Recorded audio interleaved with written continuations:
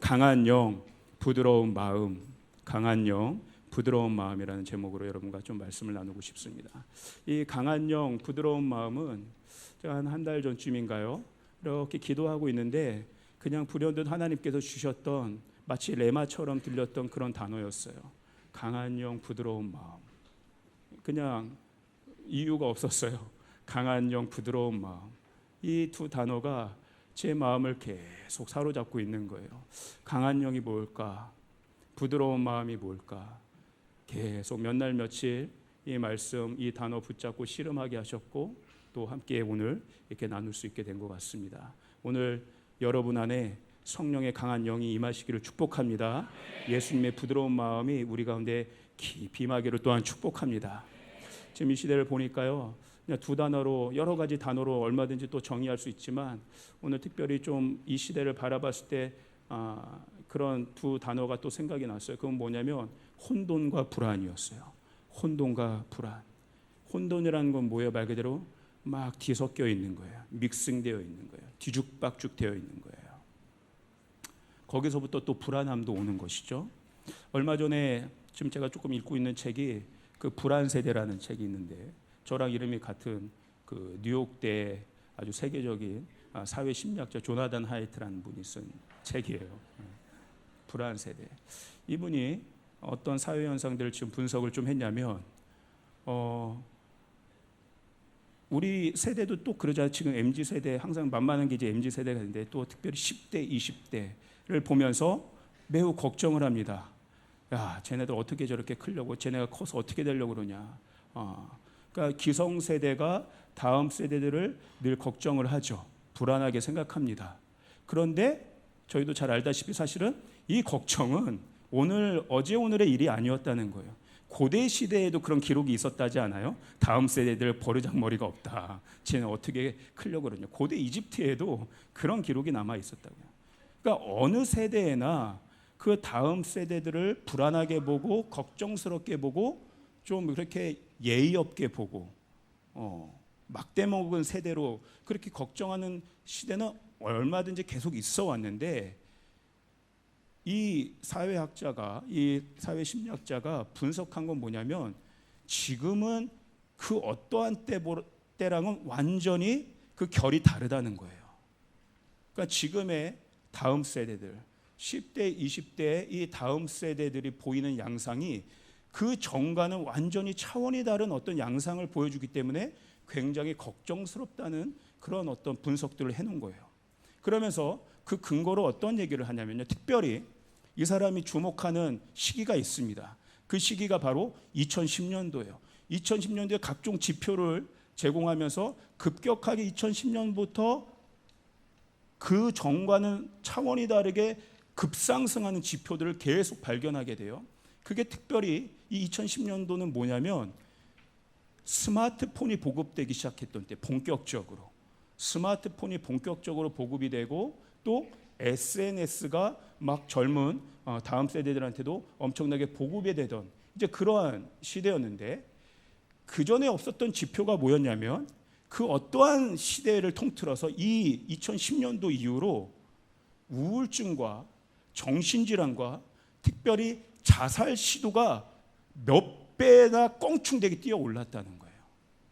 이 지표에 이 사람은 관심을 갖는 거예요. 특별히 여학생들한테 그 정신질환과 우울증과 자살 시도들의 어마어마한 급증들의 데이터를 보면 남자들은 조금 더 뒤따라오고 대학생들한테도 마찬가지인 거죠. 이게 첫 번째 그 사람이 캐치한 거예요. 두 번째는 뭐냐면 지금 그러한 자살 시도들, 자살률들, 우울증들, 어떤 정신질환들, 이게 이제 미디어를 통해서 더 이렇게 급격하게 들어온 건데, SNS 같은 것들로 이것에 대해서 이 세대가 자신들도 이 심각성을 알고 있다는 게 다른 때랑은 다르다는 거예요. 옛날에는 산업시대 막 TV 처음 나왔을 때는 야, 쟤네 TV 보면 바보상자 되네, 바보상자. 근데 그 TV를 보는 세대가 자기네들이 그걸 그렇게 심각하게 느끼지 않았다는 거예요. 그런데 지금 스마트폰에 이제 이게 일상이 되어 있고 SNS가 일상이 되어 있는 이 다음 세대들 스스로 자신들이 이것이 문제라는 걸 알고 있다는 거예요. 문제라는 걸 알고 있으면서도 어떻게 해요? 헤어나오질 못하는, 끊어내지를 못하는 거예요. 한마디로 뭐예요? 중독이 되어 있다는 거예요. 자기 자신이 무엇인가 이런 것들에 중독되어 있다는 것들을 자각하고 있다는 세대라는 거예요. 그래서 지금 이 세대에 이 MZ세대, 10대, 20대 이 세대가 지금 굉장히 심각한 상태에 있다는 것을 지적하고 있어요. 그러니까 여러분, 정신적인 멘탈이 저는 완전히 지금 무너지고 있는 게 아닌가 조심스럽게 얘기를 해보는 거죠. 지금 성 정체성도 마찬가지 아닙니까? 얼마 전에도 그 어떤 학교에서 자기가 그 뉴질랜드 목사님 예를 드셨나요? 네, 뉴질랜드 어떤 학교에서는 자기가 그냥 원하는 성을 적으면 된다고. 다른 사람이 난 이제 여성이라고 적었는데 나를 남성이라고 부르면 안 되는 걸로. 제가 엊그제 재밌는 뉴스를 하나 봤는데 외국의 어떤 학교에서 그 학교가 그런 학교였어요. 자기가 자기의 성 전체성을 고르면 되는 학교였어요. 내가 오늘부터 여자라고 한다면 나를 여자로 학교는 봐줘야 되는 거예요. 그래가지고 이 학교에서 운동 대회가 열린 거예요. 체육 대회가. 그래가지고 여자들이 트랙 경기를 쭉 하는데 누가 나타난 거예요? 원래 제가 남자인데 제가 여자라고 했기 때문에 제가 거기에 참가할 수 있게 된 거예요. 그래가지고 경기를 했는데 누가 당연히 1등이에요?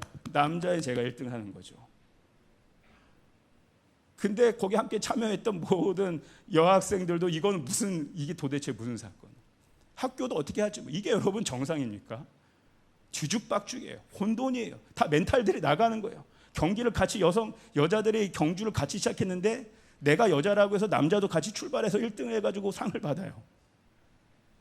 다 황당해하는 거죠. 그런데 어떻게 할 수가 없어요. 뒤죽박죽이에요. 여기서는 어마어마한 어떤 스트레스들, 불안들이 있는 것 같아요.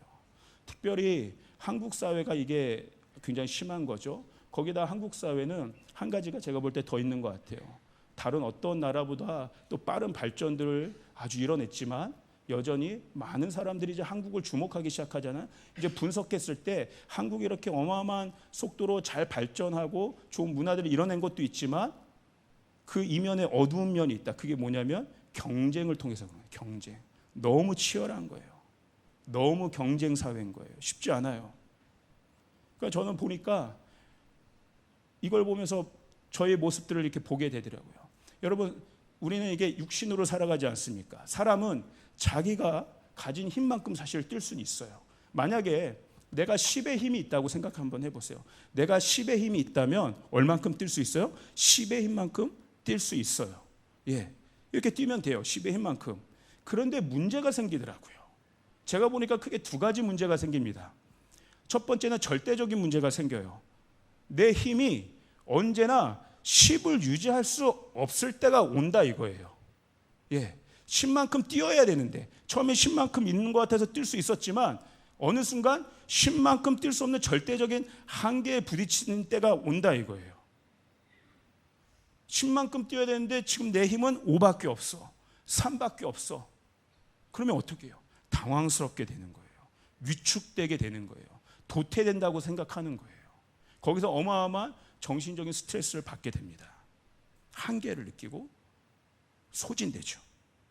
상대적인 한계도 있더라고요. 나는 여전히 열심히 10만큼의 힘으로 뛰고 있는데 근데 열심히 가고 있는데 옆에서 그냥 30의 속도로 뛰어버리고 50의 속도로 뛰어버리는 사람들이 나타난 거예요.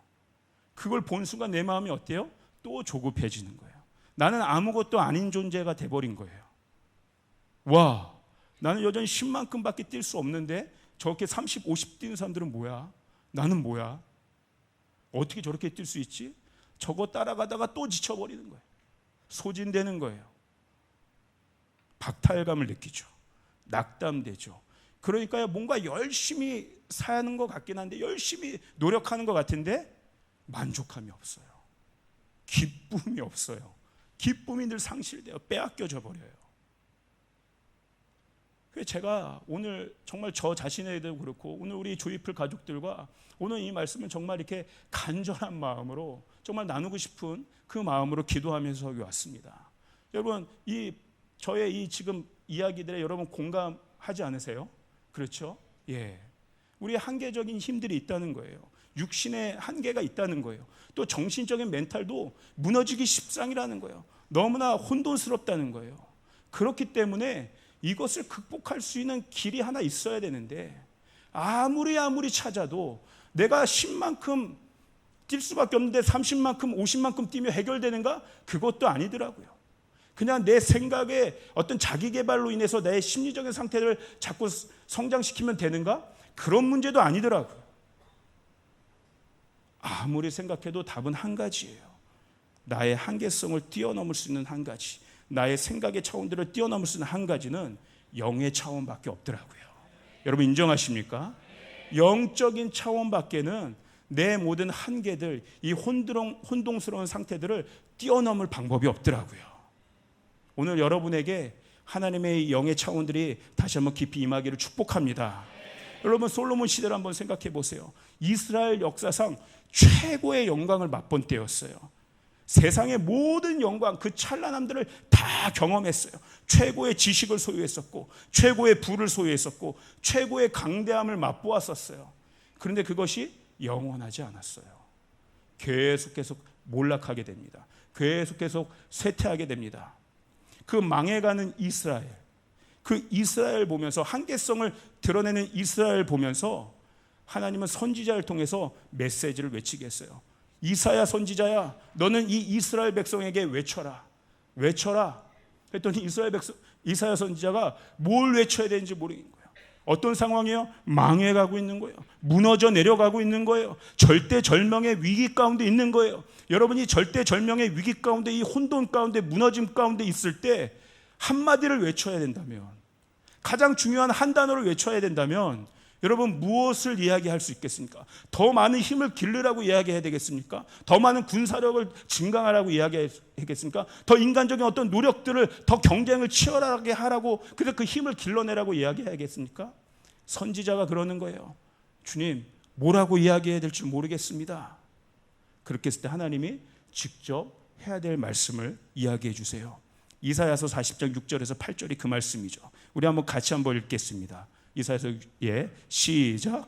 말하는 자의 소리여 이르되 외치라. 대답하되 내가 무엇이라 외치리까 하니 이르되 모든 육체는 풀이요 그의 모든 아름다움은 들의 꽃과 같으니 풀은 마르고 꽃이 시들면 여호와의 기운이 그 위에 붐이라. 이 백성은 실로 풀이로다. 풀은 마르고 꽃은 시드나 우리 하나님의 말씀은 영원히 서리라 하라. 아멘. 아멘. 풀은 마른다, 꽃은 시든다. 무엇만 영원한가? 하나님만 영원하다. 하나님의 말씀만 영원하다. 하나님의 기운이 한번 훅 지나가면 세상의 것들은 그냥 쓰러지고 만다는 것이에요. 그러므로 무너져 내려올 때, 망해갈 때, 답답할 때, 혼돈 가운데 빠져 있을 때 무엇을 붙드는 것인가? 영적인 것들을 붙들어야 된다는 거예요. 이것만이 답이라는 거예요. 이것만이 답이라는 거예요. 여러분, 그래서 제가 볼 때 오히려 이 혼동의 때에는 지금이 더 기회인 것도 같아요. 이때 인간적인 것들, 우리의 생각적인 것들을 붙잡는다고 해서 해결이 안 되는 것들을 이제 알게 되고 있잖아요. 그럴 때 오히려 무엇을 붙잡아야 했는가? 영이신 하나님을 붙잡아야 되는 거구나. 이게 오히려 더 우리에게 선명하게 다가오는 기회의 때인 줄 믿습니다. 아멘. 여러분, 예수님도 승천하기 바로 직전에 마지막 제자들에게 남기신 메시지가 무엇이었는지 여러분 다시 한번 생각해 보셨으면 좋겠어요. 정말 예수님이 이제 같이 없잖아요. 예수님의 육은 이제 하늘로 올라가시잖아요. 눈에 보이지 않게 되신단 말이에요. 이 마지막 말 제자들에게, 이 제자들을 통해서 하나님이 이루실 이 어마어마한 과업을, 하나님 나라를 진짜 완성시켜야 될 그 어마어마한 미션을 이제 주고 가셔야 되는데, 그 마지막 가장 중요한 말이 무엇이었을까? 이거 정말 우리가 다시 한번 새겨들어야 되지 않겠습니까? 우리가 너무나 잘 아는 말씀이죠. 사도행전 1장 8절 우리 한번 크게 한번 읽어볼까요? 시작. 오직 성령이 너희에게 임하시면 너희가 권능을 받고 예루살렘과 온 유대와 사마리아와 땅끝까지 이르러 내 증인이 되리라 하시니라. 아멘. 오직 성령이 임해야 된다는 거예요. 오직 성령이 임해야 된다는 거예요. 예수님의 마지막 말씀, 예수님의 마지막 말씀, 그건 뭐예요? 오직 성령이 필요하다는 거예요. 다른 어떤 것보다 오직 성령이 제일 우선적으로 필요하다는 거예요. 다른 어떤 것이 필요하지 않다는 게 아니에요. 무엇이에요? 오직 성령이 가장 중요하다는 거예요. 주님이 가장 마지막 하셨던 마지막 말씀, 성령의 성령, 하나님의 영적인 것들을 이야기하고 계신다는 거예요. 오직 성령이 우리에게 임해야 된다. 오직 성령이 너희에게 임해야 된다. 성령이 나에게 임해야 된다. 왜 성령이 나에게 임하는 게 중요해요? 자, 우리 지금 봤죠? 1장 8절. 첫 번째, 성령이 나에게 임하면 어떤 일이 일어나요? 권능을 받을 수 있기 때문에. 이 권능이 뭐예요? 두나미스입니다. 내 인간의 힘, 인간의 한계를 넘어가는 초월적인 능력이 하나님의 능력이죠. 이게 두나미스예요. 하나님의 권능. 인간이 만들어내는 인간의 힘이 아니라 하늘로부터 내려오는 초자연적인 힘. 인간이 넘어갈 수 없는 그 장애물들을 하나님의 힘으로 넘어갈 수 있는 그 힘.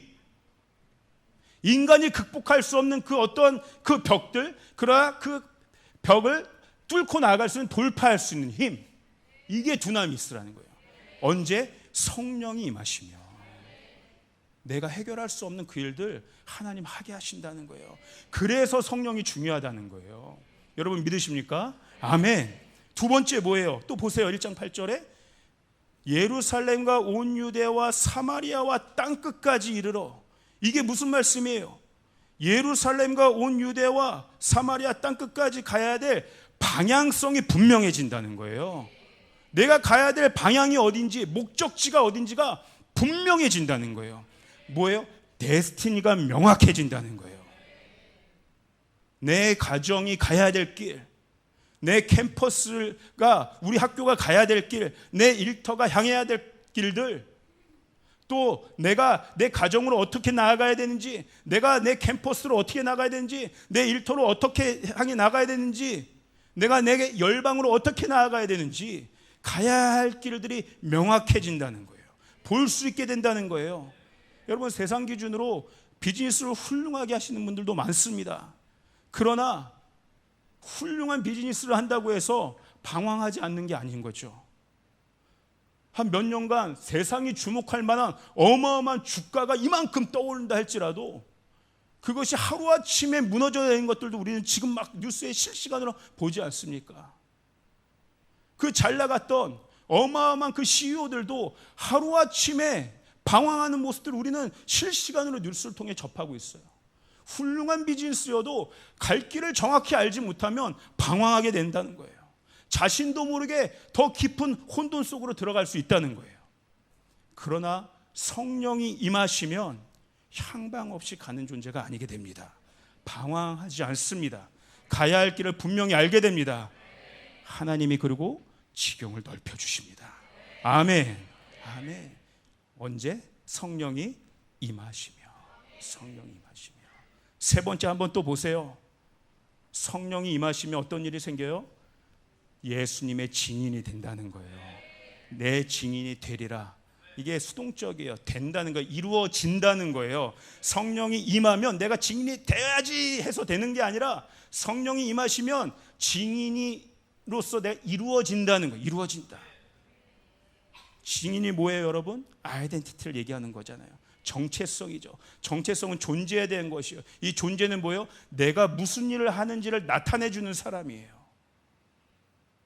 성령이 임하시면 내가 어디로 가야 될지를 알 뿐만 아니라 그곳에서 무엇을 하는 존재인지도 내가 명확하게 알 수 있게 된다는 거예요. 흔들림이 없게 된다는 거예요.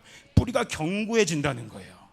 성령이 임하시며 이 혼돈의 시대 속에서도 여러분 뿌리를 깊이 내리고 하나님께서 이끄시는 그 가치 있는 삶을 살게 될 줄 믿습니다. 이거예요. 정체성이 흔들림이 없는 사람들. 이게 저는 강한 영성이라고 생각하는 거예요.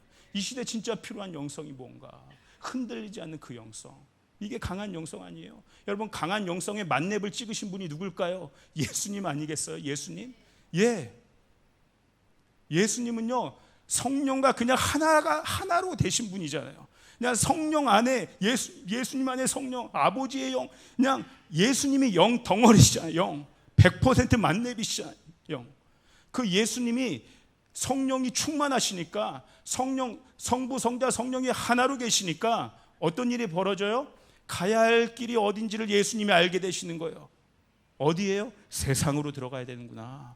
내가 세상으로 들어가야 되는구나. 저 죽어가는 인간들 세상 안으로 내가 들어가야 되는구나. 그 방향을 정확하게 알게 되시는 거예요. 그리고 무엇을 아세요? 내가 해야 될 말들을 알게 하시는 거예요. 내가 하나님 아버지를 증언하는 증인이 되어야 되겠구나. 아버지와의 단절된 그 관계들을 내가 다시 잇는 자가 되어야 되겠구나. 저 죽어가는 사단에게 속해 있는 저 죽어가는 고아 같은 영혼들에게 진짜 아버지가 누구인지를 내가 알려야 되겠구나. 증인으로 오셨다는 거예요. 증인. 아버지를 증거하는 증인. 이게 강한 영이에요. 강한 영. 여러분 믿으시길 바랍니다. 아멘. 놀라운 사실은 뭐예요? 그 주님이 우리에게 성령을 주셨다는 거예요. 그로 말미암아 주님의 강한 영이 우리 가운데도 이미 임했다. 여러분 이걸 믿으시길 바랍니다. 저와 여러분 안에도 이 주님의 만렙의 영이 이미 임해 있는 거예요. 이거 믿어야 된다는 거예요. 결국 이 싸움이에요, 여러분. 내 안에 그 주님이 계신다. 내 안에 이 주님이 계신다. 결국 이 마지막 이 영적 싸움의 실체는 저는요, 확신의 싸움의 차원이라고 보는 거예요. 내가 이 안에 주님이 계신가라는 것을 진짜 내가 믿고 있는가, 확신하고 있는가, 내 안에 계신 주님을 정말 내가 그렇게 간절하게 내가 믿고 있는가, 의심치 않고 있는가, 얼만큼 실제적인 삶 가운데 이 살아계신 주님을 붙들고 있는 그 확신, 이게 이 마지막 때 저는 영적인 싸움의 실체라고 생각하는 거예요. 로마서 6장 10절 11절 우리 한번 같이 읽어보겠습니다. 시작.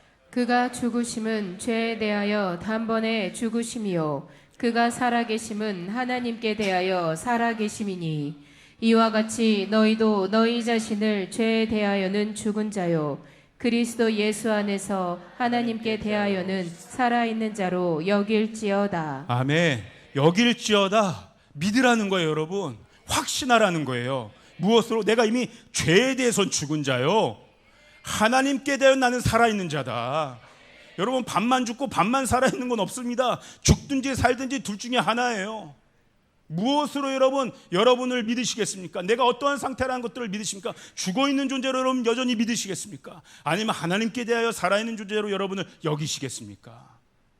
이미 내가 주님을 믿는다는 건 뭐예요? 죄에 대해서 난 죽었다. 내 인간의 한계를 나는 이미 십자가에 모두 못 박았다. 내 안에 있는 모든 한계들, 고통들 예수님께서 해결해 주셨다.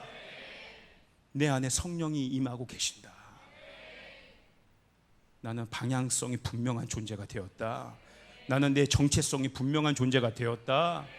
그 주님처럼 살아가는 존재가 되었다. 하나님께 대하여 살아있는 자로 여길지어다. 이 확신이 이 시대에 우리가 여러분 이렇게 흔들리지 않고 마음 가고 단단히 먹고 살아갈 수 있는 가장 중요한 말씀이라고 저는 확신합니다. 다른 어떤 것을 붙잡는 것이 아니라 내가 하나님께 대하여 살아있는 자라는 이 믿음의 확신을 갖고 살아갈 때 하나님 우리를 가장 좋은 길로 인도하실 줄 믿습니다. 승리의 길로 인도하실 줄 믿습니다. 아멘.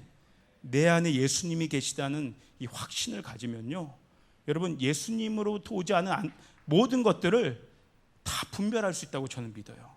다른 가짜들이 금방 티나게 돼요. 내 안에 진짜 예수님이 진품 아니에요, 여러분. 진품, 진짜 하나님의 형상. 첫째 아담은 이제 오염이 돼 버렸잖아요. 첫째 아담의 후손들은 다 때가 묻어서 진품이 아니게 되었어요. 근데 둘째 아담 예수님만이 진품으로 오신 거죠. 오리지널리티가 우리 안에 있다는 거예요. 오리지널리티, 그 진품이 우리 가운데 있다면 진품과 비교했을 때 짝아들은 금방 티가 나는 거예요. 여러분 그 위조지폐 감별법 어떻게 하시는지 여러분 혹시 아세요? 이 위폐 감별사들이요, 이 전문가들이 뭐만 연구하냐면 진폐만 연구한대요. 진폐, 진짜 화폐만 쳐다본다는 거예요. 이 진짜 화폐만 정확하게 아니까 다른 어떠한 위폐를 딱 갖다 놓으면 금방 이게 위폐인지 알게 돼요. 진폐랑 이게 다르네. 진폐만 충분히 알아도 이게 진짜인지 가짜인지 금방 구별된다는 거예요. 여러분 예수님만 더 깊이 알면 알수록, 예수님을 더 깊이 우리 가운데 마음 가운데 모시면 모실수록, 그분을 더 확신하면 할수록, 그분만을 갈망하고 그분만을 경험하고 그분만을 바라보고 있으면 내가 내 인생 가운데 힘쓰지 않아야 될 것이 무엇인지 금방 알게 된다는 거예요. 내 중심에 두지 않아야 될 것들을 금방 알 수 있게 된다는 거예요. 내 시선을 빼앗기지 말아야 될 것들을 알게 되고, 내가 듣지 말아야 될 것들을 알게 되고, 기웃거리지 말아야 될 영역들을 알게 되고, 미혹되지 않아야 될 것들을 금방 알게 된다는 거예요. 사단이 뿌려놓는 가라지들을 금방 알게 된다는 거예요. 그거 뿌려놓도록 그렇게 그냥 그렇게 두고 있지 않는다는 거예요. 금방 뽑아버려. 뿌려놓은 걸 금방 막아버릴 수 있다는 거예요. 진짜이신 예수님만 확신하고 있으며. 여러분, 제가요 진짜 그런 경험이 있어요.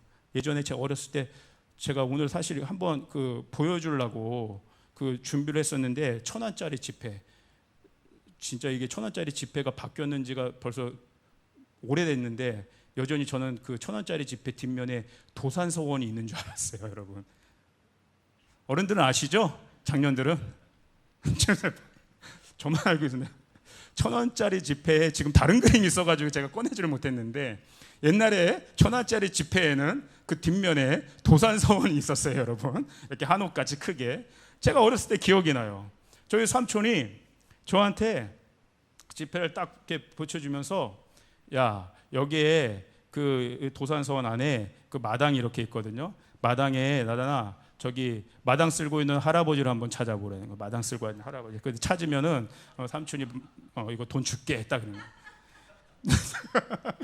제가 또 그거를 찾느라고 그 마당 쓰는 할아버지를 어마어마하게 찾는데, 딱 삼촌이 딱 뺏으면서 뭐라 하는지 아세요? 야, 다 쓸고 들어가셨어. 그러니까 이게 무슨 말이에요? 있어요, 없어요? 원래 없는 거예요. 여러분, 원래 마당 쓰는 할아버지는 그 지폐 없어요. 원래 마당 쓰는 할아버지가 없다는 걸 알고 있었으면 그런 노력 안 한 거죠. 여러분, 예수님을 우리가 진짜 확신하고 예수님이 누군지 더 깊이 알면 알수록, 여러분, 이 시대가 주는 속임수들 금방 분별하게 될 줄 믿습니다. 아멘, 아멘. 여러분, 예수님 더 갈망했으면 좋겠어요. 오늘 저 안에 그 마음이 있어요. 예수님만 더 사랑합니다. 예수님만 더 갈망합니다. 여러분, 저는 공군 출신이었거든요. 공군 출신인데 공군이지만 제가 비행기를 또 전투기를 격추하는 포병의 임무를 띄었어요. 포병 20mm 발칸포라고 툭 하면 통지서 돌리던 누구랑은 조금 달랐습니다. 제가 하던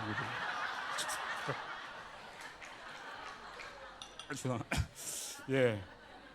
저는 어마어마한 훈련을 받았는데, 첫 번째 훈련이 뭐였냐, 가서 어떤 훈련을 받았냐면요, 처음에 그러니까 비행기를 격추하는 훈련이잖아요. 비행기를 격추하는 훈련, 그 잡이잖아요. 그러니까 첫 번째 훈련은 뭐냐면, 저기서 날아오는 비행기가 육안으로도 확인을 해야 되는데, 육안으로 볼 때도 얼마나 점 같아요. 그냥 실루엣이죠, 실루엣. 육안으로 볼 때 그냥 그림자처럼 보일 때도 저것이 아군인지 적기인지를 판별할 줄 알아야 돼요. 아군기인지 적군기인지. 처음에는 아군기를 다 공부합니다. 아군기라는 아군기. 뭐 F 들어가 있는 것부터 A 들어가 있는 거, 뭐 공격기, 수송기, 전투기, 폭격기. 그리고 뭘 알아요? 뭐 날개가 2업으로 돼 있냐, 단업으로 돼 있냐, 요만큼 꺾였냐, 요렇게 꺾였냐, 저렇게 꺾였냐, 프로펠러 요렇게 꺾였냐, 요렇게 꺾였냐. 재밌죠, 여러분? 이 전투기의 세계가 굉장합니다. 요렇게 돼 있냐, 요렇게 돼 있냐, 이렇게 돼 있냐, 프로펠러가 하나냐, 두 개냐, 양쪽에 있냐, 엔진으로 돼 있냐, 수송기가 요렇게 뒷면이 꺾여 있냐, 이렇게 돼 있냐, 이렇게 꺾여 있으면 몇 명이 타고, 이렇게 어마어마한. 그림자 모형만 봐도 이게 아군기의 어떤 종류인지를 알 수 있어야 되는 거예요. 시험이면 속 이렇게 지나가, 이렇게. 그걸 맞춰야 돼요. 슉슉슉슉슉. 아군기를 철저하게 공부해 놓으면 그 다음에 적군기 외우는 건 쉽습니다. 왜? 아군기랑 다른 건 다 적군기예요. 그리고 적기를 더 이제 깊이 또 파고 들어갈 수 있는 거죠. 적기의 또 하나하나의 종류들, 특성들, 그 모양들. 근데 먼저 중요한 건 뭐예요? 아군기를 먼저 아는 게 굉장히 중요했다는 거죠. 이거에 훈련이 필요하더라고요. 훈련이 필요해요. 금방은 안 돼요. 어마어마한 훈련들이 필요해요. 어마어마한 훈련들. 사단이 우리에게 어떠한 미혹을 할 때, 사단이 속임수를 줄 때 금방 때로는 판별이 잘 안 될 수 있습니다. 분별이 안 될 수 있습니다. 이거 계속해서 주님을 예배하고 주님의 말씀을 붙들고 주님께 기도하고 주님과 더 가까워지는 주님과의 친밀한 훈련들이 들어갈 때 주님으로부터 하지 않은 것들을 우리는 금방 알 수 있게 되는 거예요. 그래서 훈련이 필요한데요. 훈련하면 좀 딱딱하잖아요. 지금 훈련의 시즌인데, 그래서 제가 이 마음이 오늘 너무 간절한 거예요. 이 훈련이 예수님을 너무 사랑해서 하는 훈련이 되었으면 좋겠다. 예수님이 너무 사랑해서, 예수님을 너무 사랑해서 우리가 나오는 훈련이었으면 좋겠다는 마음이 오늘 너무 간절한 거예요. 여러분, 아기가요 어떻게 부모를 알아봐요? 저 깐난장이 아기도요 저 멀리서 오는 아빠의 그 실루엣 모습만 봐도 아빠인지 알고 막 달려가더라고요. 어떻게 그렇게 알아요? 평소에 항상 그 아빠 품에 있었기 때문에, 그 엄마 품에 있었기 때문에, 늘 그 곁에 있었기 때문에, 그 품 안에 있었기 때문에 본능이 돼버린 거예요. 이것도 아기로서 훈련이라면 훈련이 되어진 거예요. 존재적인 본능적인 감각이 발달해 버린 거죠. 아빠의 실루엣, 엄마의 실루엣만 봐도 본능적으로 알아버리는 거예요. 이게 존재적인 거 아니겠습니까? 관계적인 거 아니겠습니까, 여러분? 여러분, AI가 어마어마하지 않습니까? 지금 AI의 놀라운, 저는 막 성능들을 어마어마하게 지금 감탄하고 있는데, 지금 AI가요, 여러분, 지금 이런 설교도요 기가 막히겠습니다. 어떤 주제 하나만 놓고 어떤 본문 하나만 딱 넣어주면 기가 막히게 신학적으로 쫙 정리해가지고 탁월하게 기승전결 딱 해서 신학적 정리를 탁월하게 해서 내놓습니다. 감탄이 나와요. 저도 이렇게 봤는데 감탄이 절로 나옵니다. 그게 굉장히 위축돼요. 또 그 설교문들 보면, 야, 벌써. 그런데 이 AI에게 설교문을 써보라면 그렇게 완벽한 어떤 내용의 신학적 내용의 설교문을 딱 프린트아웃 해주는데, 이 AI에게 동시에 어떤 질문을 하냐면 주관적인 질문을 해보는 거예요. 너 살아계신 하나님을 너는 믿냐? 그러면 네가 지금 여기서 쓴 그 하나님을 너는 믿어? 그 하나님을 신뢰해? 라는 주관적인 질문을 하면 AI는 절대적으로 자기 주관으로 이야기하지 않습니다. 하나님이 살아계신다는 건 성경에 이런 구절에 이렇게 성경은 묘사하고 있다, 그렇게 되어 있습니다라고 인포메이션을 계속 주는 거예요. 정보적인 묘사를 주는 것뿐이에요. 무슨 말이에요? 자기 확신에 근거한 대답이 아니라는 거예요. 이건 뭐예요? AI가 하나님의 실존에 대해서 확신하지 못하고 있다는 거죠. 왜? 하나님을 경험해 보지 못했기 때문에. AI에게 이런 지금 표현을 쓰는 것 자체가 굉장히 이상합니다. 어쨌든 하나님을 인격적으로 만나보지를 못했기 때문에 설교문은 아무리 탁월하게 쓴다 하더라도 그건 데이터를 모아놓은 것뿐에 불과한 것이죠. 그 하나님에 대한 주관적인 확신이 없다면 그 설교문이 아무리 완벽하더라도 그게 무슨 의미가 있겠습니까? 결론은 뭐예요? 정말 이런 표현을 쓰는 게 이상해요? AI 안에 하나님의 영이 없는 게 문제인 거죠. 저는 이것이 오늘 저희에게 주는 어마어마한 메시지가 있다고 생각해요. 오늘 이게 저의 질문으로 다가오더라고요. AI는 당연히 그런 존재죠. 그런데 이것이 오늘 저의 질문으로 다가오더라고요. 내가 하나님을 믿는다고 이야기하지만 정말 내 안에 그 하나님을 향한 그 하나님의 실체에 대한, 하나님의 실존에 대한 진짜 확신이 있는가? 진짜 뿌리 깊은 그 뿌리를 내리고 있는 그 믿음이 내 안에 있는가? 지금 이 강단에서 여러분에게 이 말씀을 전하는 가운데서도 저는 여러분 두렵고 떨림으로 지금 전하고 있는 거예요. 내가 확신이 없이 이 말씀을 이렇게 전하는 것, 만약에 확신 없이 전한다면 AI와 제가 다를 게 무엇이겠습니까? 오늘 AI를 통해서 오늘 다시 한번 저는 하나님께 우리에게 여쭤보시는 것 같아요. 너희들은 나에 대한 확신이 있니? 너희는 나에 대한 확신이 있니? 하나님을 믿는다고 하지만, 주님을 믿는다고 하지만 진짜 우리의 모든 삶 가운데 시시각각적으로 그 전능하신 하나님에 대한, 영이신 하나님에 대한 그 갈망함이 있니? 그 뿌리 깊은 확신이 있니? 그거 물어보시는 것 같더라고요. 이것이 영적이라는 거예요. 오늘 여러분 하나님에 대한 이 확신이 다시 한번 우리 안에 뿌리 깊게 내리는 그 뿌리를 내리는 시간이 되기를 주님으로 축복합니다. 하나님을 진짜 만나야 돼요.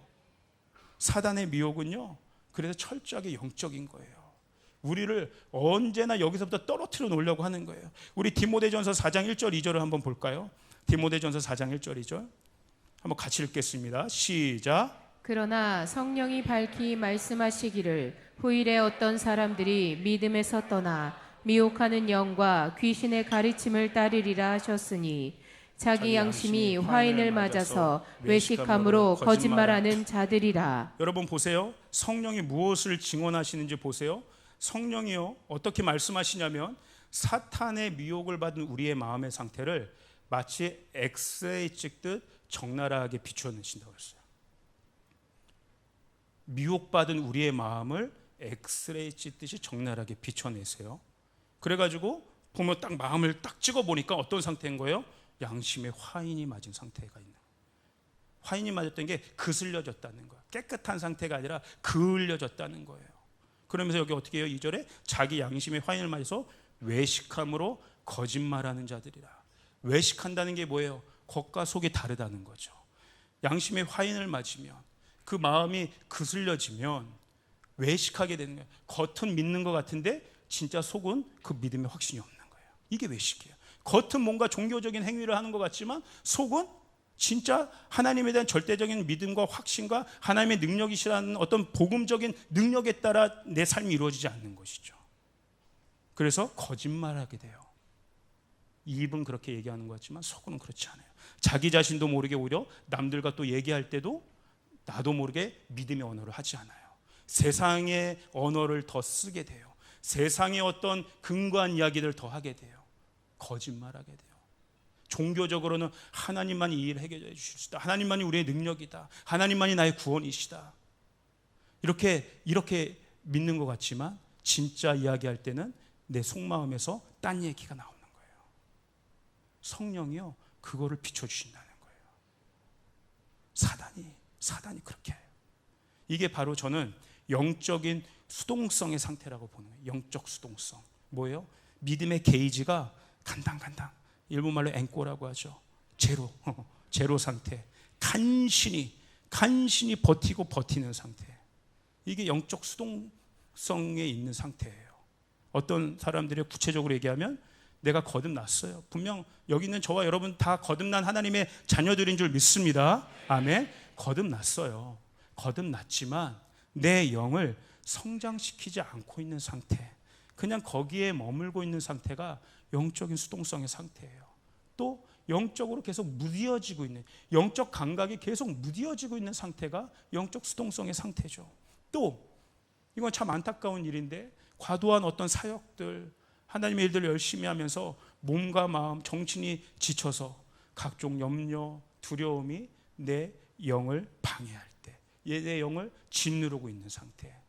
그래서 더 적극적으로 이제 더 이상 하나님의 일들을 할 수 없는 것 같이 느껴졌을 때, 마치 그 로뎀나무 아래에 있는 그 엘리야의 모습이 좀 그때 그런 상태였던 거죠. 완전히 그냥 번아웃 돼 버려 있는 상태, 그 영이 눌려 있는 상태.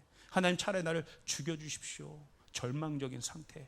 이게 바로 영적 수동태의 상태예요. 이런 영적 수동성이 있는 그 성도들을 향해서 바울이 어마어마한 중보 기도를 합니다. 에베소서 3장 16절 19절에 바울이 이렇게 성도들을 향해 중보하죠. 그의 영광의 풍성함을 따라 그의 성령으로 말미암아 너희의 속사람을 능력으로 강건하게 하옵시며.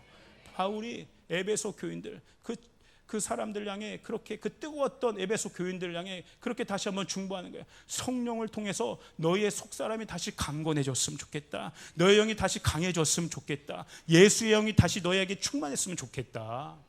그러면서 계속 이어갑니다. 그 기도를 믿음으로 말미암아 그리스도께서 너희 마음에 계시게 하시옵고, 예수 그리스도의 영이 너희 마음 안에 있었으면 좋겠다. 그래서 너희가 그 사랑, 그리스도의 사랑 가운데 뿌리가 박히고 터가 굳어져서 능히 모든 성도와 함께 지식에 넘치는 그리스도의 사랑을 함께 알고 함께 경험하고, 이런 뜻이에요. 공동체적으로 함께 경험했으면 좋겠다는 거예요.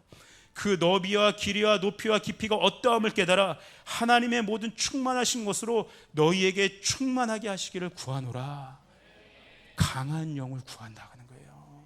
예수의 영, 예수의 그 충만한 영, 성령을 통해 부어지는 예수 그리스도의 온전한 영이 오늘 에베소 교인들에게 충만하게 임하기를 바울이 그렇게 중보하고 있다는 거예요. 그러면 사랑하는 우리 조이풀 성도 여러분, 이 시간 여러분 안에 주님을 사랑하는 그 충만한 영이, 그 능동적인 영이 여러분에게 부어지기를 축복합니다. 수동적인 상태에서 벗어나는 것부터 시작해야 돼요. 왕도는 없어요. 오늘 김주희 전도사님이 그 여리고 기도의 그 음성 메시지를 통해서 그래요. 말씀과 기도로만 거룩해질 수 있는 거예요. 예, 말씀과 기도로 거룩해진다는 건 뭐예요? 구별된 자리로 내가 나아가야 된다는 거예요. 구별된 자리로 내가 나아가는 것은 내가 말씀과 기도로 내가 적극적으로 능동적으로 붙잡고 나아갈 때 내 발걸음이 실제로 옮겨질 수 있다는 거예요. 그냥 머물러서는 옮겨질 수 없다는 거예요. 탕자가 아버지의 집을 향해서 실제적으로 발걸음을 떼어야 하듯이 아버지의 말씀과 아버지를 향한 그 기도를 가지고 발걸음을 떼어 거룩한 자를 향해 나아가야 된다는 거예요. 진리의 말씀과 속사람을 강건하게 하는 영의 기도, 보혈의 기도를 날마다 선포해야 된다는 거예요. 그렇게 했을 때 어떻게 돼요? 아까 나왔던 거 디모데전서의 말씀처럼 성령께서 내 마음을 조명해 주세요. 내 마음이 엑스레이처럼 보이는 거예요. 아, 내 마음이 얼마나 지금 거슬려 있는지, 얼마나 그을려 있는지, 내가 얼마나 지금 진짜 신앙, 가짜 신앙 정도가 얼만큼인지, 내가 얼만큼 지금 외식하고 있는지, 내 신앙이 종교적으로 지금 굳어져 있는지, 여기서부터 시작되는 거예요. 이것을 점검받는 것은 쉽지 않습니다. 마음이 아프고 굉장히 피하고 싶고 굉장히 되게 그냥 찔려요. 그런데 회개가 여기서부터 시작되는 거 아니겠습니까? 돌이키는 것부터. 말씀과 기도가 우리 가운데 충만하게 부어지기 시작할 때 성령이 우리의 마음을 조명해 주시고 거기서부터 새로운 길이 열리게 될 줄 믿습니다. 그러므로 여러분 의지를 가지고 다시 한번 조준 목사님 강조하듯이 이 훈련의 시즌 가운데 여러분 의지를 가지고 이 자리에 나오시기를 축복합니다. 축복합니다. 어제 어떤 한 우리 성도 형제와 함께 통화를 했어요. 전화가 걸려왔어요. 지난 6개월 이상 이 성도분은 법적인 어떤 소송 문제 때문에 굉장히 고통 가운데 있었습니다. 굉장히 연단 가운데 있었어요. 제가 이분의 스토리를 들었을 때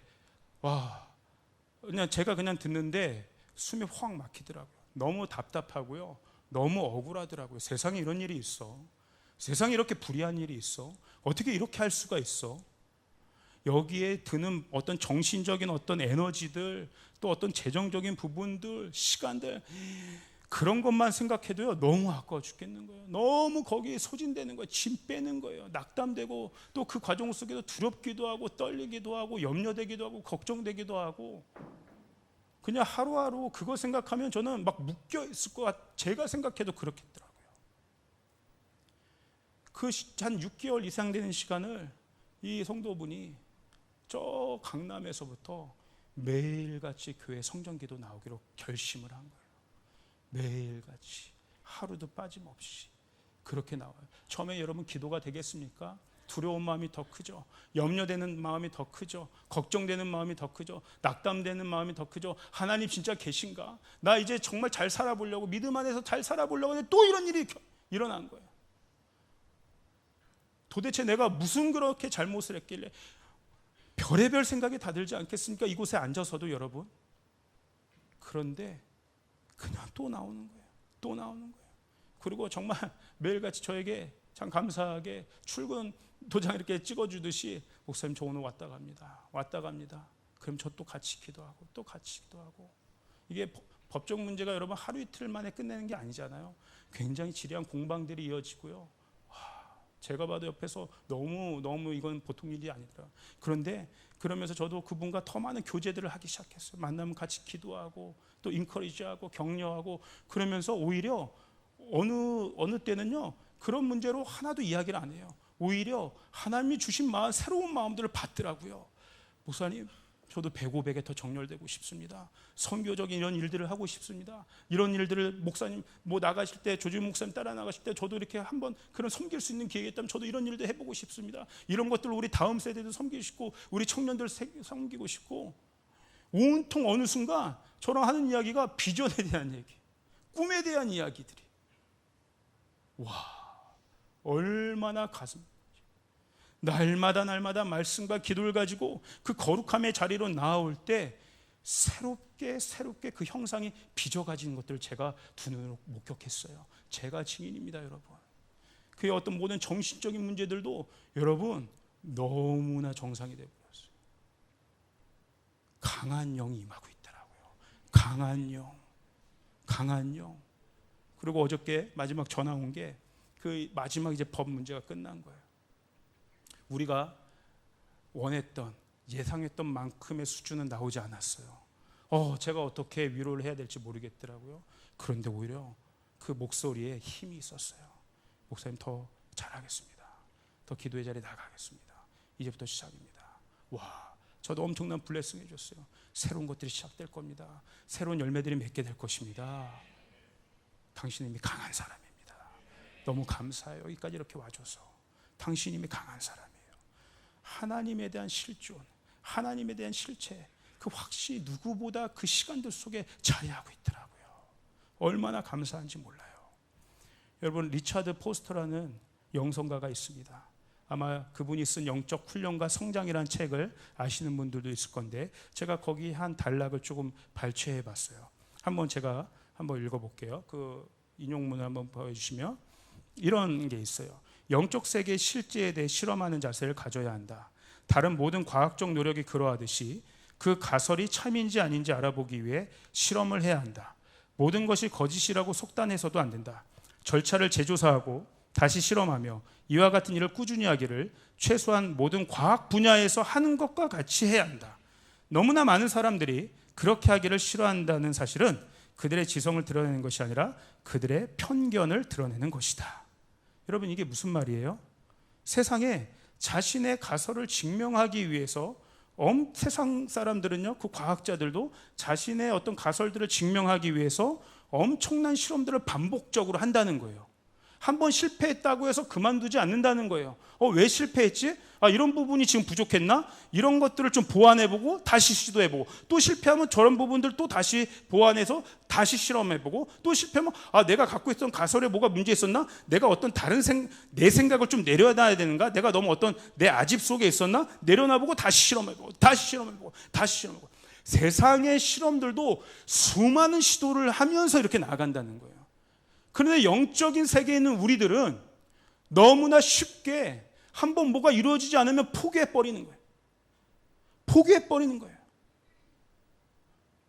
믿음으로 나아간 것 같아서 한번 막혔으면 또 나아가보고 또 나아가보고, 내가 지금 부족한 부분이 뭔가? 내가 기도를 더 이렇게 해야 될 것인가? 이 말씀을 더 붙잡아야 될 것인가? 주님, 더 내게 부족한 부분이 무엇인지 보완하고 더 달려가보고, 더 순종해보고, 더 하나님 말씀 붙들어보고, 더 치열하게 달려가보고, 또 내 생각에 내 뜻이 아직도 내 안에 있는 건지 다시 한번 점검해보고, 더 내려놔보고, 하나님의 뜻을 더 받아들이려고 해보고, 그런 수많은 치열한 이 과정들을 통해서 내 믿음들이 단련되는 건데, 세상은 그렇게 하는데 정작 영적인 세계에 있는 우리들은 너무나 쉽게 그 믿음의 확신을 붙잡지 못하고 놔버린다는 거죠. 여러분, 영적 싸움이라는 게 다른 게 아닙니다. 바로 이러한 과정들이 영적인 싸움인 거죠. 한 번에 여리고가 무너지면 얼마나 좋겠습니까? 여러분, 그러면 신앙생활이 얼마나 재미있을까요? 할만하겠죠. 그런데 그런 것만 아니지 않습니까? 하나님의 음성을 어떻게 세밀하게 들은지, 내가 잘못 들은 건 무엇인지, 더 깊게 세밀하게 정교하게 내 마음을 내려놔야 될 부분들은 무엇인지 계속 하나님께 점검하고 또 부딪혀보고 또 넘어지면 또 하나님 위로받고 또 힘내보고, 이 과정을 통해서 우리 안에 강한 영이 임할 수 있다는 거예요. 이 과정을 통해서 오히려 하나님에 대한 실체를 더 확신할 수 있게 된다는 것이에요. 아멘. 이런 싸움들이 안 싸워지잖아요, 여러분. 어떤 현상이 일어나는지 한번 로마서 6장 13절, 14절에 한번 보실까요? 이거 한번 같이 읽어보겠습니다. 로마서 6장 13절, 14절 시작. 또한 너희 지체를 불의의 무기로 죄에게 내주지 말고 오직 너희 자신을 죽은 자 가운데서 다시 살아난 자 같이 하나님께 드리며 너희 지체를 의의 무기로 하나님께 드리라. 죄가 너희를 주장하지 못하리니 이는 너희가 법 아래 있지 아니하고 은혜 아래에 있음이라. 아멘. 여러분, 의가 뭡니까? 의는 바로 잡혀진 상태예요. 바로 잡혀진 상태, 온전한 상태, 어긋남이 없는 상태가 하나님의 의예요. 이 의, 모든 게 바로 잡혀져서 사용된다는 거예요. 내가 하나님의 의로우심 안에 있다는 건 뭐예요? 나의 생각이 하나님의 완전한 생각에 있다는 거예요. 내 언어가 하나님의 의로우심 안에 있다. 내가 사용한 언어가 하나님의 완전하신 언어에 있다는 거예요. 이런 어떤 아까 그 치열한 영적인 싸움 과정 속에서 그렇게 하나님께 전공받고 성령의 조명을 받고 넘어져도 다시 일어나 믿음으로 나아가고 도전하고 또 싸우고 예배하고 말씀 보고 기도 붙들고 그러는 모든 과정들 속에서 내 몸, 내 시간, 내 재정, 나의 생각, 나의 시선, 나의 언어, 나의 이 모든 것들이 하나님의 의로우신, 하나님의 완전하신 그 기준과 방식으로 올바르게 정렬된다는 거예요. 0점이 잡힌다는 거예요. 자연스럽게 내 몸 자체가, 내 삶 자체가 하나님께 드려지는 의의 무기가 된다는 거예요. 이렇게 되면 어떻게 되는지 아세요, 여러분? 죄가 비집고 들어올 틈이 없게 되는 거예요. 죄가 너희를 주장하지 못하리니, 죄가 너희를 주장하지 못하리니 이는 너희가 법 아래 있지 않고 은혜 아래 있음이라. 아멘. 이게 은혜 안에 거하는 사람, 강한 영을 가진 사람인 줄 믿습니다. 이 강한 영을 가진 사람은요, 반드시 이 땅 가운데 실제적인 삶을 살게 되어 있습니다. 여러분, 우리를 구원하는 복음의 특징이 무엇입니까? 복음은 위에서부터 아래로 내려오는 것이죠. 그게 은혜 아닙니까? 위에서부터 아래로 주어지는 거예요.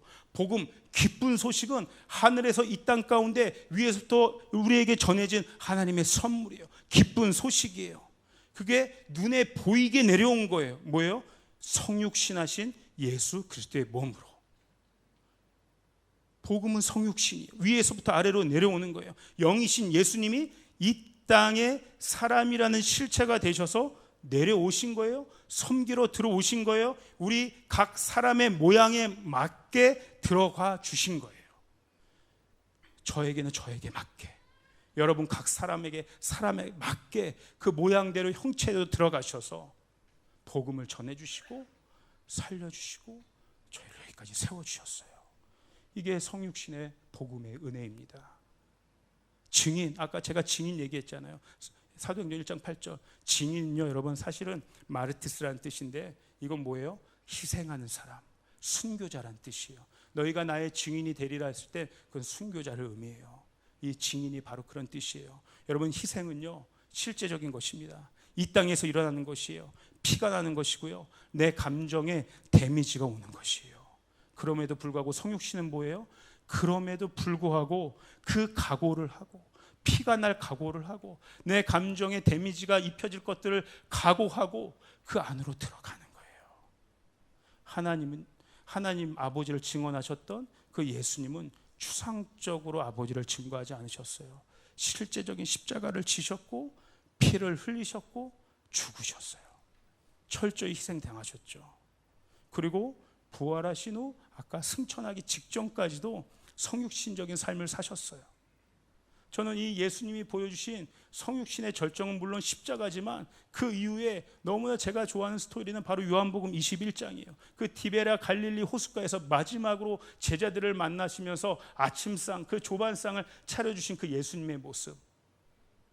제자들도 얼마나 허탈했습니까? 그냥 그 허탈한 마음으로 다시 고기잡이했는데 뭐 그게 힘이 나겠습니까? 근데 저 멀리서 자기들 다 배신하며 떠났던 그 제자들에게 다시 찾아오신 예수님이 뭐하고 있는 거예요? 제자들을 위해서, 밤새 그물을 던지고 온 제자들을 위해서 다시 물고기를 구우면서 아침상을 정성스럽게 준비하신 거예요. 그리고 베드로를 향해서 예수님 물어보시잖아요. 네가 나를 사랑하느냐? 베드로야, 네가 나를 사랑하느냐? 와, 어떻게 이렇게 다시 얘기하실 수 있어요? 나를 그렇게 배반했던 제자인데, 다른 사람 몰라도 얘만은 나를 안 떠날 줄 알았는데, 근데 그 제자에게 다시 어떻게 찾아가서 네가 나를 사랑하느냐고 그렇게 물어보셔요. 예수님이 엄청난 프로포즈입니다. 사실은 예수님이 사실은 이 어마어마한 그 마음 안에 이마어마한 생채기가 있을 거예요. 마음에 쓴뿌리가 있었을 거예요, 우리 같았으면. 근데 다시 가서 먼저 사랑을 갈구하신 거예요. 제가 가끔 그런 생각을 해보는 거예요. 만약에 이 장면에서 베드로가 다시 예수님을 리젝트했으면 어떻겠지? 예수님을 다시 거절하면 어떻게 됐을까? 예수님을 다시 밀어내면 어떻게 됐을까? 그럴 가능성도 충분히 있는 거였어요, 사실은. 그렇지 않습니까, 여러분? 그 가능성을 열어두시고 예수님은 다시 베드로 안에 들어가셔서 또 물어보시는 거예요. 나는 너를 사랑하는데 너도 나를 사랑하니? 베드로는 여전히 아니요, 나는 예수님을 모릅니다. 예수님과 같이 가기에는 나는 이제 너무 지쳤습니다. 죄송합니다. 그럴 가능성도 여전히 있다는 거예요. 그 데미지를 다시 입을 가능성이 열려 있음에도 불구하고 예수님은 또다시 들어가셔서 그렇게 물어보신 거예요. 그 관계적인 안에 들어가서. 이게 성육신이죠. 저는 이것이 우리 예수님의 어마어마한 능력이라고 생각해요. 부드러운 마음이다. 부드러운 마음. 부딪히는 마음이 아니라, 정죄하는 마음이 아니라, 나를 배반했던 사람까지도 품으시는 그 엄청난 포용력, 그 부드러운 마음. 그래서 여러분, 내 양을 먹이라는 예수님의 요청은요, 철저하게 복음을 세우는 성육신적인 사랑인 거죠. 존재적이고 관계적인 사랑으로 이루어진 거죠. 어떤 명령이 아닙니다. 어떤 그냥 두잉의 차원이 아니에요. 부드러운 마음으로 성육신해서 그 마음과 마음의 단, 그 베드로의 마음을 움직이신 예수님의 어마어마한 힘이 되었다고 저는 생각해요. 여러분, 사탄은 너무 하수 같아요. 40일 동안 예수님이 광야에서 금식하고 오셨잖아요. 얼마나 배가 고프셨겠어요. 그런데 그 예수님을 딱 기다렸던 사단이 어떻게 했어요?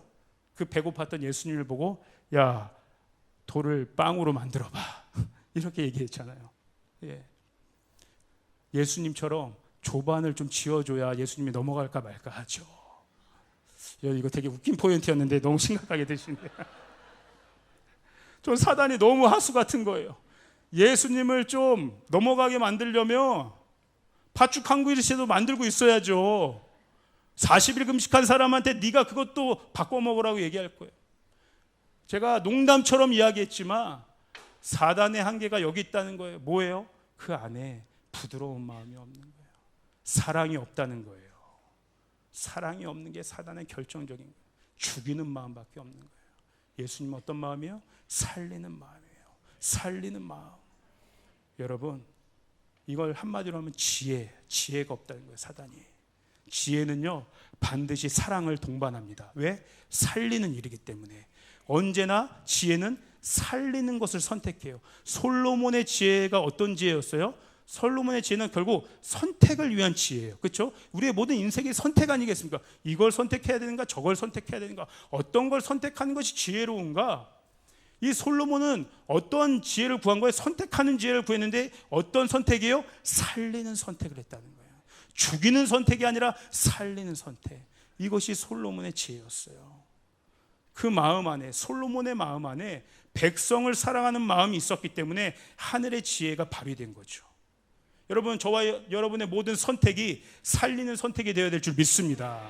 인간적인 버튼을 너무 쉽게 누르면 안 됩니다. 판단하고 정죄하고 시험하고 밀어내고 단절해버리는 그 버튼을 우리는 너무나 빨리 누르려고 하는 유혹이 얼마나 많은지 몰라요. 사단에 대해서는 우리가 단호하게 그렇게 해야 됩니다.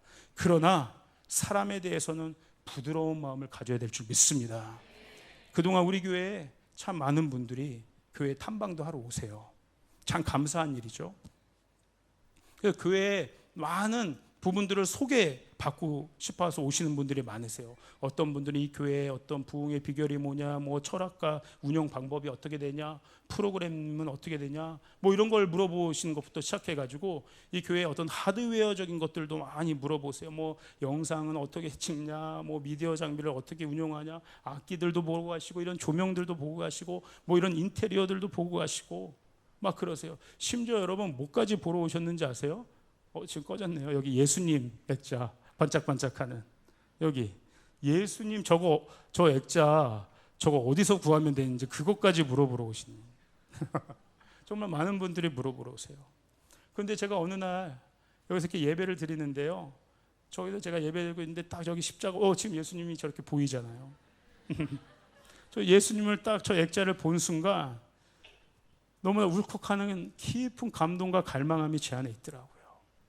그런 예배가 있었어요. 그러면서 제 안에 막 그런 기도를 드렸어요. 하나님, 진짜 우리 교회가 이런 예수님 액자가 있어서 유명한 교회가 아니라 진짜 이런 예수님의 형상 닮은 교회라고 소문나고 싶습니다. 예수님, 제 안의 소원이 정말 이 주님, 여기 이렇게 보이시는 저 팔을 넓게 벌리시는 우리 주님, 저 예수님 닮은 사람으로 제가 소문나고 싶습니다. 주님 더 닮고 싶습니다. 주님 더 닮고 싶습니다. 다른 어떤 것이 아니라 그 주님을 더 닮고 싶습니다. 그 갈망이 제 안에 예배드리는데 막 쏟아져 부어지더라고요. 오늘 여러분 향동을 준비하는 우리 조이풀교회 너무나 중요한 시간들 가운데 있지 않습니까? 위로는 하나님과의 관계 안에서 예수 그리스도의 강한 성령의 영이 우리 가운데 부어져야 되겠습니다. 그리고 우리가 서로를 향해서는 끊임없이 품어주고 받아주고 기다려주고 신뢰해주고 믿어주고 품어주는 부드러운 마음이 있어야 될 것 같아요. 저는 이걸 마지막으로 좀 정리해봤어요. 킹덤 컬처, 우리 지난번 우리 승부 집회 때도 우리 승부팀에서 목사님 통해서 이 조이풀교회 이제 마지막 심겨져야 될 컬처가 무엇이었을까 했을 때 그 컬처에 대한 이야기들을 했잖아요. 저는 이 킹덤 컬처가 우리 조이풀교회에 새겨지기를 간절히 바라고 있습니다. 첫 번째 강한 영, 아까 제가 했죠. 강한 영은 킹덤 마인드예요. 킹덤 마인드. 킹덤 마인드.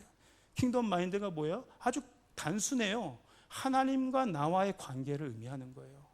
하나님과의 나와의 관계, 내 영적인 상태들을 의미하는 거죠. 내 마음과 생각이 무엇으로 차여 있는가? 하나님의 나라와 하나님의 의에 대한, 하나님 아버지에 대한 것으로 가득 차 있을 때 내 영성이 말씀과 기도로 날마다 기경되어지고 활성화되어 있는 게 킹덤 마인드인 거죠. 나의 바운더리를 넘어가는 마인드인 거죠. 내가 어떠한 일들을 할 때 정말 하나님 나라가 완성되는 것에 관심이 있다면 나의 퍼즐은 요만해도 상관이 없는 거예요. 저 사람의 퍼즐이 이만해도 상관이 없는 거예요. 중요한 건 뭐예요? 내 조그만 퍼즐과 이 사람의 중요한 퍼즐이 합쳐져서 하나님이 원하시는 완성의 퍼즐이 이루어지기만 하면 되는 거예요. 이 마음, 나를 사용하실 수 있는 그 마음, 작은 퍼즐밖에 안 된다 할지라도 내가 하나님과 가까움으로 인하여, 하나님과 친밀함으로 인하여 하나님 조금이라도 나를 사용하실 수 있다면, 그 하나님과의 친밀함의 상태가 된다면 이게 킹덤 마인드입니다. 두 번째가 킹덤 애티튜드예요. 이게 뭐예요? 부드러운 마음입니다. 부드러운 마음, 실제적인 태도를 이야기하는 거죠. 이 공동체적인 질서 안에서 리더는 성도들을 사랑하고 성도들은 또 리더십을 권위자들을 존중하고, 아까 제가 얘기한 것처럼 서로 신뢰하고 서로 믿어주고, 오해할 때가 있지만 서로 이해하고 더 기다려줘 보고 같이 대화하고 소통하고 중보하고 서로 돌봐주고 믿어주고 세워주고, 그 성숙한 주님이 베드로한테 끝까지 걸어가셔서 아침밥을 먹이시고 끝까지 사랑의 대화를 하시면서 그를 세워줬던 그 친밀한 성숙한 관계, 그 애티튜드, 이것이 오늘 저와 여러분 사이 안에 깊이 이루어질 때 하나님 나라가 오늘 우리 가운데 임하게 될 줄 믿습니다. 아멘. 마지막이에요. 이 킹덤 마인드와 킹덤 애티튜드가 우리 가운데 성숙하게 장착이 되고 훈련되어지면 저는 마지막으로 킹덤 미니스트리가 일어난다고 생각합니다. 미니스트리가 뭐예요? 사역입니다. 결국 열매는요, 여러분, 사역을 통해 이루어집니다. 사역이 나쁜 말이 아니잖아요. 주님의 십자가도 사역이었어요. 주님의 그 킹덤 마인드와 애티튜드를 가진 그분이 십자가를 실제적으로 지고 가는 사역을 하셨을 때 놀라운 영혼 구원의 열매들이 일어나게 됐다는 거예요. 예수님의 사랑을 받은 그 제자들이 교회를 이루며 나아갔을 때 실제적인 교회들이 세워지게 됐다는 것이에요. 실제적인 열매들, 능동적인 사역, 수동적인 사역이 아니라 능동적인 사역들이 강한 영, 부드러운 마음을 가진 성도들을 통해서 일어나게 될 줄 저는 믿습니다. 아멘. 우리 예배팀 나오시길 바랍니다. 이제 말씀을 정리합니다. 아까 제가 처음에 언급했던 그 사회 심리학자 있지 않습니까? 조나단 하이트라고 하는 그 사회 심리학자가 엄청난 분석을 깊이 해놨어요. 너무나 참고할 게 많은 내용들이 있었어요. 그런데 여전히 그분에게도 고민이 있더라고요. 해결책이 없는 거예요. 해결책이 없는 거예요. 어떻게 해결해야 될 것인가? 어떻게 해결해야 될 것인가? 이 위기를 어떻게 해결할 수 있을 것인가? 그분이 제시하는 실마리는 뭐였냐면 집단 행동이 필요하다는 거였어요. 집단 행동. 뭐냐면 어떤 집단의 문화가 일어나야 된다는 거예요. 집단적으로 뭔가를 같이 할 수 있는 일들이 일어날 때 그 어떤 기존에 있었던 일들이 바뀌어지게 될 수 있다는 거예요. 그런데 지금 시대는 그것이 집단 행동으로 바뀌어지기엔 너무 어려운 거예요. 여러분 생각해 보세요. 아까 지금 이런 어떤 미디어적인 문화들, 또 한국같이 이 교육열이 아직도 여전히 너무나 아무리 교육제도를 아무리 바꿔도 어마어마한 교육열의 경쟁적인 어떤 그런 구조 속에 이것 자체가 이미 집단 행동이 되어 버렸는데 이 집단 행동된 이 구조를 어떻게 다른 집단 행동으로 바꿀 것인가? 답이 별로 없어 보이는 거예요. 그럴 때 이 전문가들도 유일하게 제가 볼 때 찾는 신락 같은 희망은 공동체였는데 어떤 공동체요? 종교 같은 공동체가 그 신락 같은 희망이 될 수 있다는 거예요. 여러분 초대교회가 그런 곳 아니었습니까? 로마 제국이라는 어마어마한 제국 속에서 초대교회 성도들이요 오히려 부흥할 수 있었던 것은 그들 안에 예수 그리스도의 영을 날마다 구하는 강한 영이 있었기 때문이고 날마다 함께 공동체로 모여서 빵과 떡을 떼는 빵과 잔을 나누는 그 코이노니아의 사귐들이 있었기 때문에 부드러운 마음으로 서로와 서로를 연결시키고 소통하고 함께 나아가는 그 공동체적인 문화가 있었기 때문에 여러분 역사를 바꾸는 힘이 될 수 있었던 거죠. 여러분 우리 조이풀 교회가 그렇게 하나님이 사용하시는 믿음의 공동체 되기를 저는 축복합니다. 최근에 조심스러운 얘기지만 제 안에 기도하다가 북한을 위해서 기도하는데 순간 그런 마음이 들더라고요. 갑자기란 단어가 갑자기 북한을 위해 중보하는데 갑자기란 단어가 주셨어요. 와 갑자기 무슨 일 생길 수도 있겠다. 북한에 우리가 생각했던 것보다 급격하게 갑자기 어떤 변화가 있을 수 있겠다. 그럴 때 누가 그 안에 들어갈 수 있겠는가? 누가 어떠한 강한 영을 가지고 성육신적인 마음을 가지고 그 안에 들어갈 수 있겠는가? 와, 우리 교회가 그렇게 준비되었으면 좋겠다. 갑자기 어떤 일이 생기더라도 성육신적으로 들어가서 복음을 전하고 복음을 세우고 영혼들을 살리는 그 일도 우리 조이풀 교회가 했으면 좋겠다. 여러분 지금 중동 사태가 일촉즉발의 위기지 않습니까? 누가 중동을 위해 지금 저 나라를 위해 세상 사람들 지금 분석하기에 바쁘지만 지금 저 땅의 평화를 위해 누가 기도할 수 있겠습니까? 교회라는 공동체가 기도할 수 있는 거예요. 하늘을 움직이는 기도를 오직 교회만 할 수 있는 거예요. 누가 그 땅에 들어갈 수 있겠습니까? 복음을 가지고 그 영혼을 살리러 누가 그곳 가운데 들어갈 수 있겠습니까? 교회가 그곳에 들어갈 수 있는 거예요. 사랑하는 조이풀 교회 성도 여러분, 진솔하게 오늘 진심을 담아서 여러분에게 저는 말씀을 전했다고 생각해요. 오늘 정말 이 혼돈의 때 때로는 너무나 마음이 무겁기도 하고 지치기도 하고 날도 너무 더워요. 왜 이렇게 날이 올여름 유난히 이렇게 더워요? 이럴 때일수록 우리가 다시 한번 영적으로 깨어 있어야 될 줄 믿습니다. 정신 바짝 차리고 마음 단단히 먹고 성령을 구하시길 바랍니다.